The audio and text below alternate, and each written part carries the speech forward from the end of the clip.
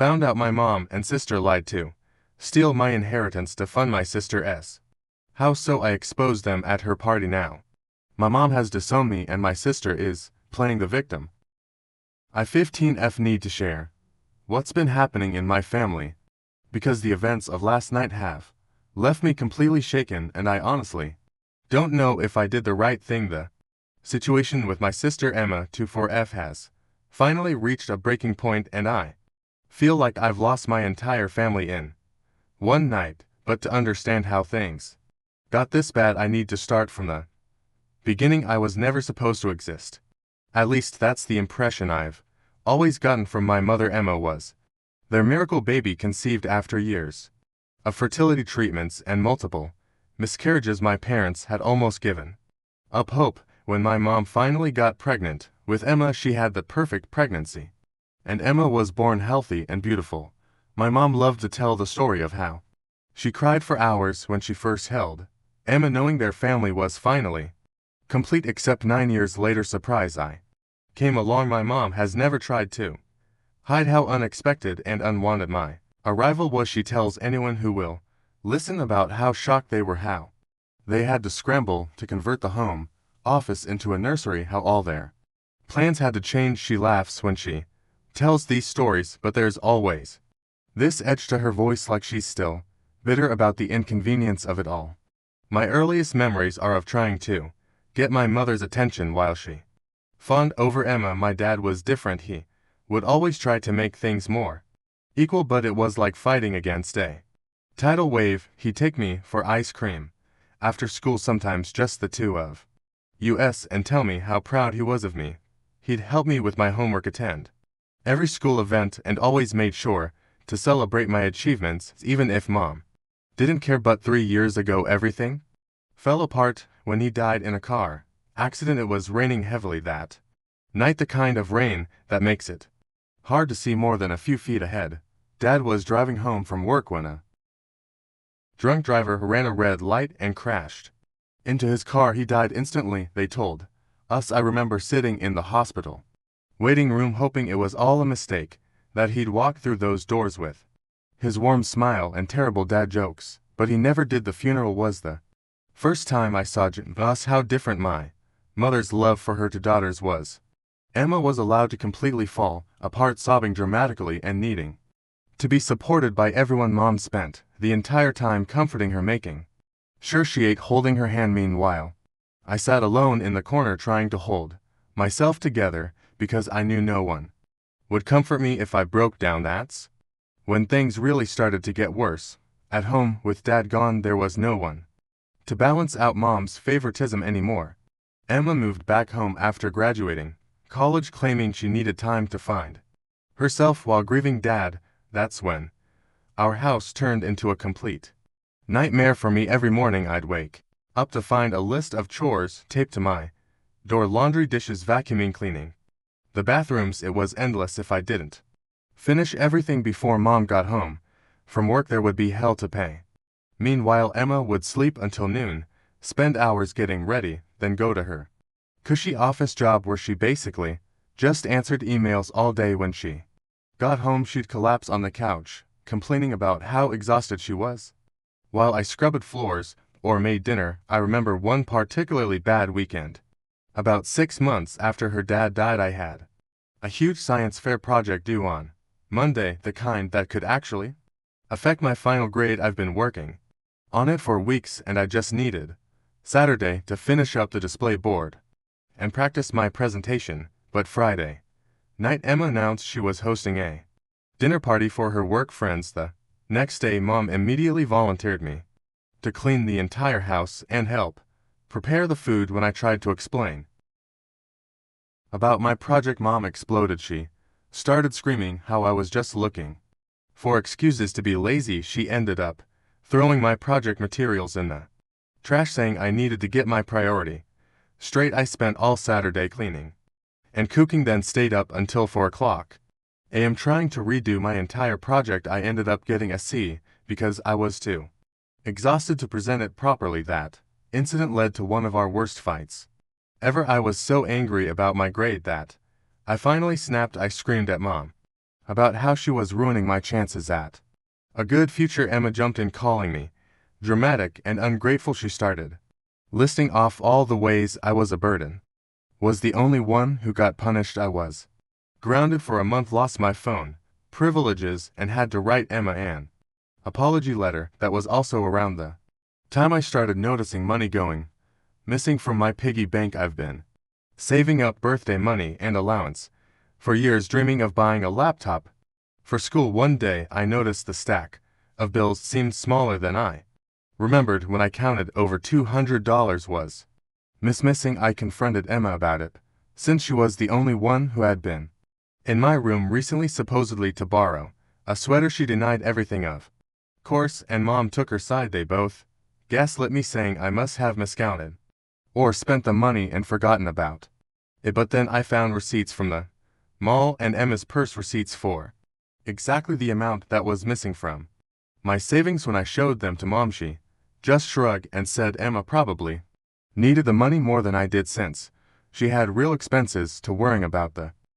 hits just kept coming. After that, Emma would borrow my clothes without asking, then return them stained or stretched out. She'd eat the special snacks I bought with my babysitting money, leaving the empty wrappers in my room like she was taunting me. She'd invite her friends over and they'd take over the entire house, leaving me to clean up their mess while they went out partying. The worst part was how she would sweet talk Mom into getting her way. She'd put on this sad, vulnerable act, talking about how hard it was to build her career while grieving Dad. Mom would melt, giving her whatever she wanted: money, time off from responsibilities, expensive gifts. Meanwhile, I couldn't even ask for new school supplies without being lectured about how expensive I was to raise. Things got marginally better when Emma finally moved out a year ago. She'd saved up enough money, mostly because she never had to pay for anything while living with us, and found a small apartment across town. I was so relieved to have some peace in the house, even though Mom still compared everything I did to Emma. Emma would visit Mom several times a week, and I learned to make myself scarce. During those visits, I'd hide in my room or the backyard, anywhere to avoid their toxic dynamic. They'd sit in the living room for hours, talking and laughing, while I tried to ignore how much it hurt to be so obviously excluded from their little club. That's when my grandmother, my mom's mother, became my real lifeline. She was nothing like Mom. She actually listened when I talked, remembered the things I was interested in, and never compared me to Emma. I'd spend weekends at her house, sometimes helping her in her garden or baking cookies in her kitchen. She taught me about different flowers and plants, sharing stories about her own childhood while we worked. She had this beautiful diamond ring that had been in the family for generations. Sometimes when I was helping her clean her jewelry collection, she'd let me try it on. She'd tell me stories about how her grandmother had worn it during the war, hiding it in a loaf of bread when they had to flee their home, how her mother had pawned to pay for medical treatment for her brother, then spent years working to buy it back. The ring wasn't just beautiful, it was a piece of our family's history. When Grandma passed away a year ago, it hit me harder than anything since losing Dad. She was the only person left who made me feel truly loved and valued. The morning of her funeral, I overheard Emma and Mom discussing how they would split up her jewelry recollection before the will was even read. They were so sure everything would go to them. After all, Emma was the perfect granddaughter and Mom was the only child. Imagine their shock when the lawyer read out that while most of Grandma's assets would go to Mom, her jewelry collection was to be split, specifically some special pieces to Emma. And the diamond ring, that precious family heirloom, to me. Mom actually gasped out loud, and Emma's face turned red with anger. I could hardly believe it myself, but it made sense. Grandma had seen how I was treated. She knew this ring would mean more to me than just its monetary value. Mom tried everything to get me to hand over the ring for safekeeping. She said I was too young to be responsible for such an important piece of family history. She tried guilt trips, saying Grandma would have wanted the ring to be properly preserved. When that didn't work, she started making threats about how easily jewelry could get lost or damaged if I wasn't careful. Then 2 weeks ago mom came to me with what she claimed was an emergency. According to her, Emma had badly sprained her ankle at work and needed a private nurse to help her at home, she said. Emma's insurance would cover it and she couldn't help because she was saving up for a new car. That's when she dropped the bomb. She wanted me to sell grandma's ring to help pay for Emma's care. I refused immediately. Emma had a good job, and even if her insurance didn't cover home care, surely she could figure something out. Besides, this was my inheritance, but mom wouldn't let it go. She started with guilt trips, talking about how family should help each other in times of need. She brought up how I never visited Emma conveniently, forgetting that Emma had never once invited me over when emotional manipulation didn't work. She got nasty. She started bringing up every little thing I'd ever done wrong, every mistake I'd ever made. She said I was selfish and ungrateful, just like she'd always known I would be. She said grandma would be ashamed of how I was behaving, using her memory to manipulate me even further. Finally, she pulled out her nuclear option. She threatened to cancel my upcoming trip to visit my dad's parents. She knew how much the trip meant to me. My paternal grandparents were the only family members besides grandma who had ever treated me with real love and respect. I only got to see them a few times a year here because they lived in a different state, and this trip was supposed to be for 2 whole weeks. During summer break, after days of constant pressure, threats, and manipulation, I finally broke down and gave her the ring. I felt like I was betraying grandma's memory, but I couldn't risk losing my trip to see my other grandparents. Mom took the ring to a jeweler that very day, not even giving me a chance to change my mind. I spent the next week avoiding mom as much as possible, feeling sick every time I thought about the ring. Then last night, everything changed. I was scrolling through Facebook when I saw a post from Emma. It was an invitation to a housewarming party complete with pictures of a beautiful new house she had just bought. She was bragging about being a homeowner at 24, calling it her biggest achievement and thanking everyone who had helped make her dream come true. My heart stopped when I saw the house. It was in one of the most expensive neighborhoods in our city, the kind of place where even small houses cost a fortune. There was no way Emma could have afforded it on her salary. And what about her supposedly sprained ankle? The party was scheduled for this weekend. How was she planning to host dozens of people if she was injured bad enough to need a private nurse? I was about to take screenshots when the post suddenly disappeared. Emma had deleted it, but not before I'd memorized the address and date. It was obvious what had happened.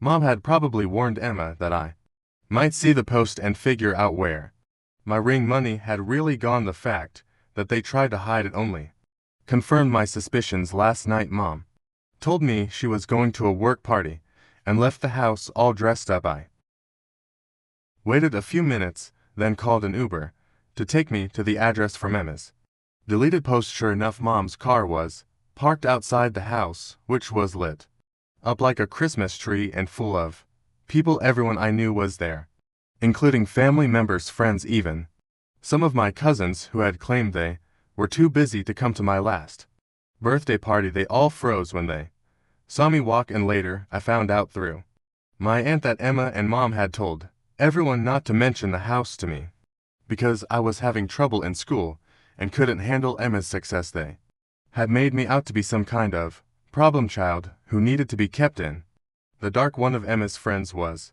holding a karaoke microphone. They were in the middle of some party game. Without hesitation, I walked over, took the mic, and started speaking. I told everyone exactly what had happened, how mom had forced me to sell grandma's ring under false pretenses while they had lied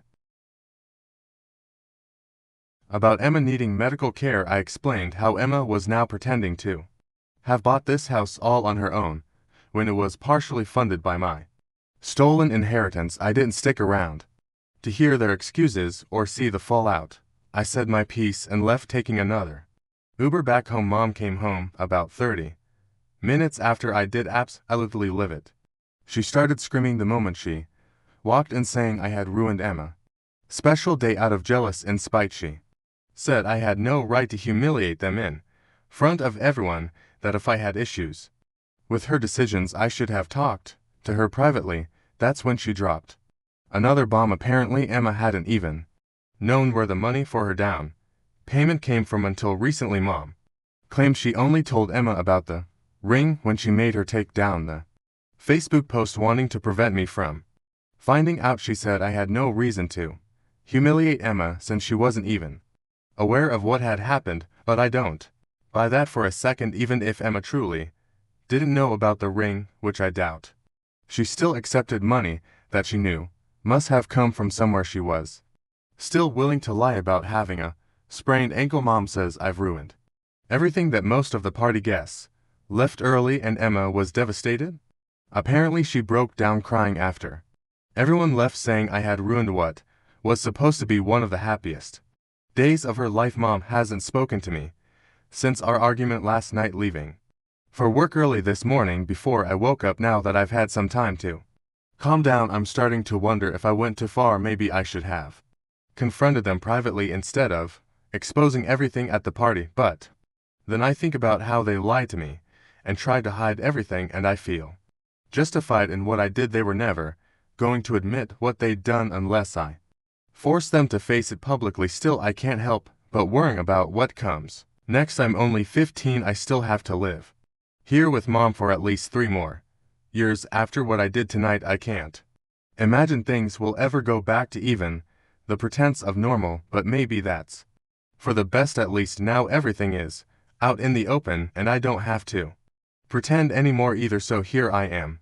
wondering if I'm the for taking my revenge in such a public way. I know I've probably destroyed any chance of having a relationship with Emma, and things with Mom are worse than ever. Update 1. It's been exactly 3 days since the housewarming party incident, and the situation at home has become almost unbearable. I feel like I need to document everything that's happened since that night, if only to convince myself I'm not going crazy with how they're trying to spin this situation. Mom didn't come home the night after my last post. She stayed at Emma's new house, the one my ring helped pay for, and didn't return until late the next evening. When she finally came back, she walked straight past me like I was invisible, even though I was sitting right there in the living room doing my homework. I could smell wine on her as she walked by, and she was carrying a small overnight bag. She went straight to her room and slammed the door so hard the family photos on the wall rattled. One of them actually fell and shattered. Mom didn't even come out to clean it up. I left the broken glass there overnight, curious to see what would happen. Sure enough, the next morning Mom came downstairs, saw the mess, and immediately started screaming about how I was being passive-aggressive by not cleaning up my mess. When I pointed out that she was the one who slammed the door and caused the picture to fall, she got this scary cold look in her eyes and said, "No, you caused this. You see, everything bad that happens in this family." That same morning I started receiving a barrage of messages from relatives. Most of them were obviously coordinated. They all had the same basic message about how disappointed they were in my behavior, how I needed to apologize to Emma, how I was tearing the family apart with my jealousy. I didn't respond to any of the messages. Instead, I took screenshots of everything and saved them in a folder on my phone. Something tells me I might need proof of their behavior someday. The silence at home has become suffocating. Mom has stopped cooking altogether. Not that she cooked much for me anyway, but now there's not even any food in the fridge. When I asked her for grocery money yesterday, she laughed and said, maybe I should sell something else if I wanted to eat. I've been surviving on the snacks I had hidden in my room and what little allowance I had saved up. This morning I walked to the corner store and bought some bread and peanut butter. At least I won't starve. Emma hasn't tried to contact me directly, but she's been posting passive-aggressive things on social media. She's changed her profile picture to one of her and Mom together, captioned with some quote about how blood doesn't always mean family and sometimes you have to cut out toxic people. The irony would be funny if it didn't hurt so much. Last night I overheard Mom on the phone with someone talking about taking legal action against me for defamation. They were discussing how I had maliciously spread lies about the house purchase and deliberately tried to destroy Emma's reputation. Mom was saying she would support Emma if she wanted to press charges. I'm only 15, can they even sue me?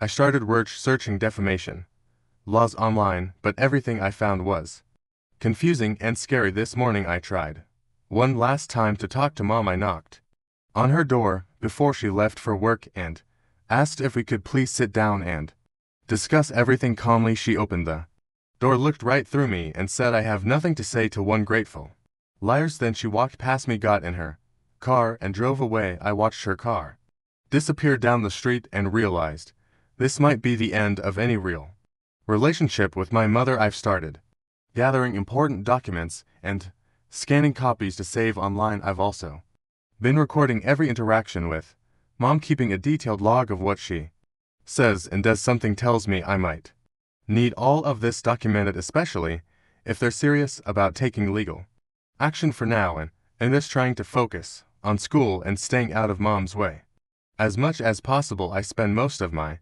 time in my room with the door locked. I don't trust her not to go through my things anymore. I've also started researching what options I might have if things get worse. I know my dad's parents would take me in a heartbeat, but they live 3 states away, and I'm not sure about the legal implications of moving. While I'm still a minor, I'm trying to stay strong, but I'm scared about what happens next. Mom's threat about legal action keeps playing in my head. What if they really do try to sue me? What if they try to prevent me from seeing my paternal grandparents? What if Mom kicks me out? I know she legally can't, but she's proven she doesn't care much about what's legal or right when it comes to me. At least I finally stood up for myself. I just hope the cost of doing so doesn't end up being more than I can handle. Update 2. I guess it was inevitable that my dad's parents would find out about everything eventually, but I wasn't prepared for how quickly things would escalate once they did. It's been exactly 1 week since my last update, and the situation has completely transformed. It started with my phone call to my paternal grandparents. I usually try to keep our conversations light, not wanting to worry them with my problems, but this time, as soon as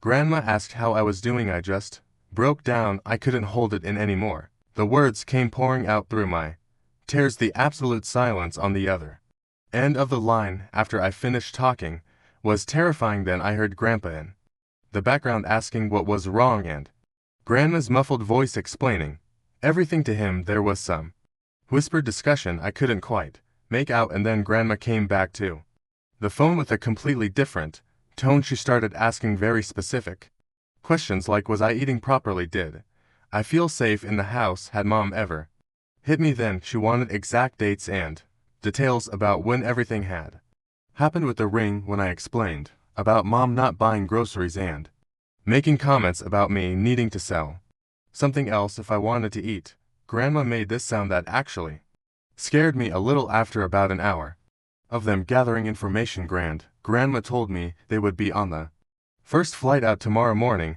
Tried to tell them that wasn't necessary, that I could handle things, but Grandpa took the phone and said words I'll never forget. We failed to protect you once when we let your mother pull away after your father died. We won't fail you again.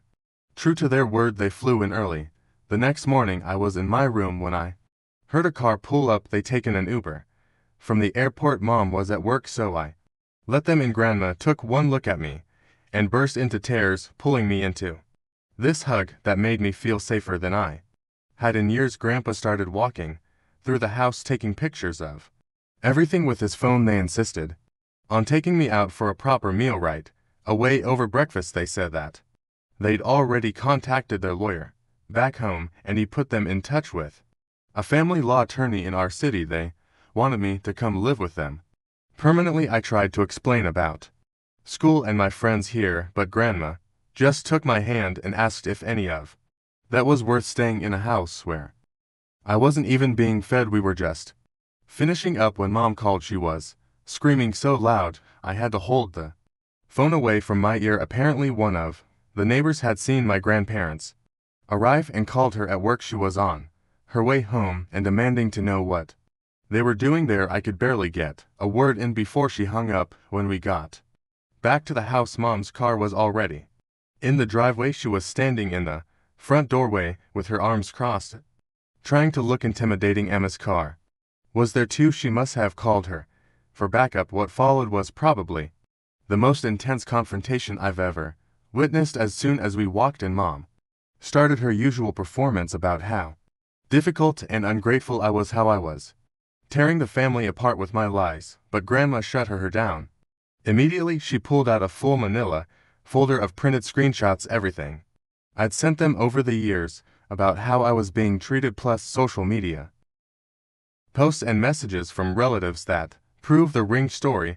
Then Grandpa spoke up. He talked about how Dad would be ashamed of how they treated me. Emma tried to interrupt, starting her usual crying routine, but Grandpa just talked over her. He said they'd already documented everything and were prepared to go to court if necessary, both for custody of me and to recover the value of the ring through civil action. That's when Mom changed tactics, going from aggressive to tearfully defensive. She started making excuses about how hard it had been as a single mother, how she'd done her best, how I was exaggerating everything, but Grandma wasn't having it. Emma then burst into tears and ran out of the house. Mom followed her, but not before turning back to scream that I was dead to her and she never wanted to see me again. Grandma just calmly replied, "That would make the custody transfer much easier. Now I'm sitting in a hotel room with my grandparents while their lawyer handles all the paperwork. They've already enrolled me and in school near their home for next semester. Mom hasn't tried to contact me since she left, but Emma has been posting nonstop on social media about toxic family members and choosing your own family. I'm still processing everything that's happened in the past couple of days." The lawyer says the custody transfer should be straightforward since Mom has essentially abandoned me and there's clear evidence of neglect. They're also pursuing legal action about the ring, arguing that Mom and Emma committed fraud by lying about the medical emergency to coerce me into selling my inheritance. I know the road ahead won't be easy. I'm leaving behind everything I've known, starting over in a new city, new school, new life, but for the first time since Dad and my grandmother from my mom's side died, I feel like I have people in my corner who genuinely want what's best for me.